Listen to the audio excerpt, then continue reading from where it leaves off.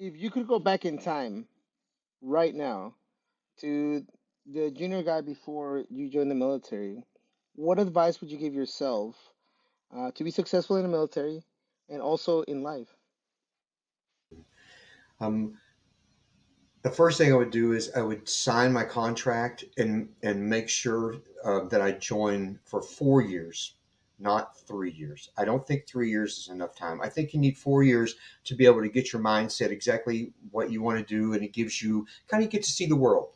In the army, in 3 years, you stay in the same place. But if you join for 4 years, you have the opportunity of moving around, and you may reenlist.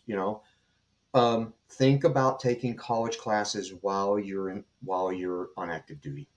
I think that is if you have because the army does this thing where they do like different chunks of time where you can take college classes. So take some core courses, and then as soon as you get out, if you have a skill like electrician or your IT or something like that, you have an opportunity of getting a good job. But if you're infantry or like I was, go to college. I would have told that guy take classes, go to college, and also maybe not join the infantry. Maybe join a job that you're going to be able to get some skills when you get out. You know, And then with that, Man, that's pretty fun. what advice would you give yourself if you could go back, right? And I know you had different transitions from being active to the reserves to being active again, um, and now retiring. What advice would you give yourself throughout any one of those transitions? Would you have stayed in permanently till you did your 20?